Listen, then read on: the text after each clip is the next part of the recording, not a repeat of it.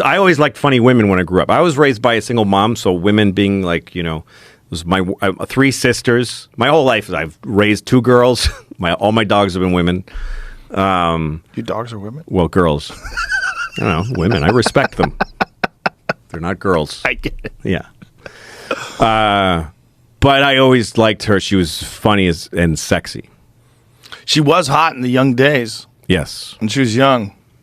Mm-hmm. She did have that look. Yep. Big nose. Hot Jewish lady. Yeah. Yeah. Hot Jewish girls. Ooh. Yeah. Well, growing up in Newton. Yeah. The hot Jewish girls were the thing. Yes. And they were cool and they were brassy and they just say the thing. No, my girlfriend in high school was Jewish and I was deeply in love with her. I had one year, senior year. Yeah? Girlfriend. She was great. I didn't care about anything else. How did it fall apart? She went to college and I didn't. I never went to college. So she went to Dartmouth. So now she's in like Ivy League school. She can't be hanging out with a loser like you. Fucking no. And I'm like showing up in a Datsun B210 to visit her. Hi. And I saw the look on her face like, dude, you know you can't. You see these people? Yeah. Nah, man. This is over. Hurt really bad too. Oh, I saw her recently. She came and saw me on the road. Oh, really? Yeah, I was so happy to see her. God, that's got to be bizarre. Yes. First girlfriend, and we're in our 50s. Ooh. Mm-hmm. Wow. Do you ever see any of your exes? No, not. I ran into my ex from high school when I was 25 or 26 in New York. Oh, it's not that far after. No, it wasn't that far after, but it was interesting. It was like we were kind of adults now. Yeah. And we hung out in a little bit, but then we went on a little road trip together, and she was so annoying. Mm-hmm. She was so annoying that I faked that I had – my friend called me up, and I faked that I forgot to take him somewhere so I could get rid of her. I go, I'm so sorry, I forgot. My friend Johnny's on the phone. What the fuck are you talking about?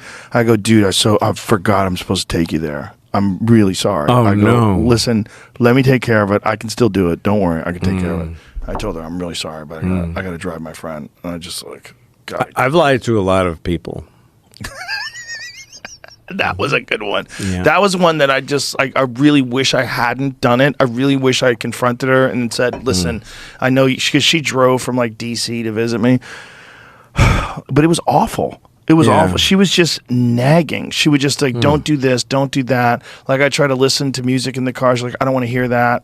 It wasn't like, why don't we listen to something that we both like? It wasn't a conversation. It was just and I remember like, oh, this is what you were like in high school. She was like. So she just wanted that back. She wanted that.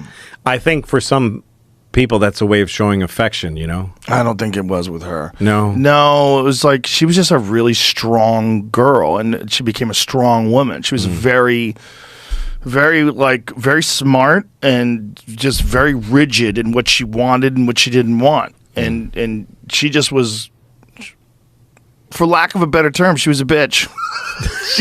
She just like... Well, and you were only 25. Yeah, and also I was free at the time. I mean, I was 25 and I was finally a professional comedian. I was actually making a living. I was doing comedy clubs. I was doing okay. I was, I mean, that gets back to the thing of life being normal and competing with comedy. You know? Because comedy is a weird life. It's too much fun. I was like, you're not going to drag me into this shit. I know where this goes. This goes to me being a henpecked husband. Yeah. And you're yelling at me because I didn't do what you wanted me to do. It's like, no, and you're sleeping until 2 p.m. if you feel like it. Right.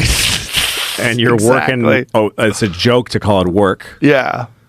You're hanging out with guys that you like and you're just out and meeting anybody you want, and you're in New York City. You're like living Miles Davis's life. Yeah.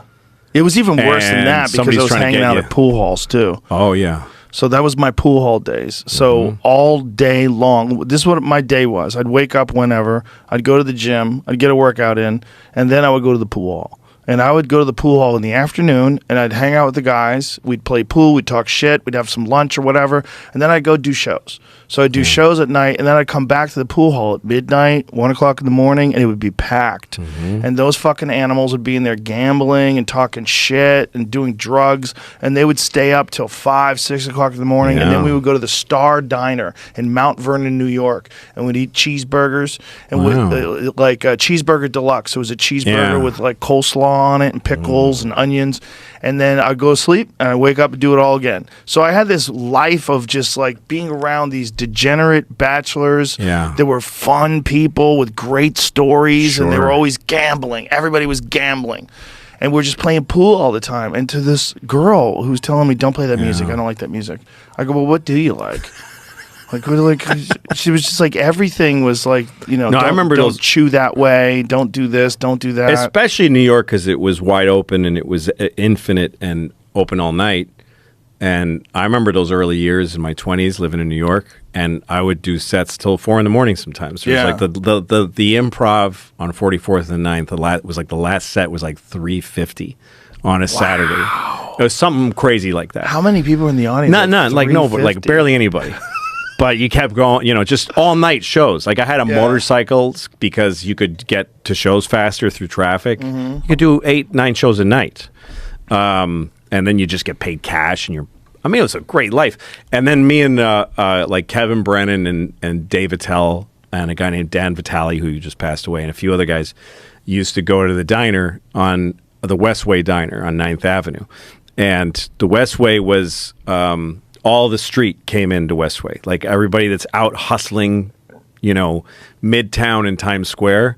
And back then, Times Square was still filthy.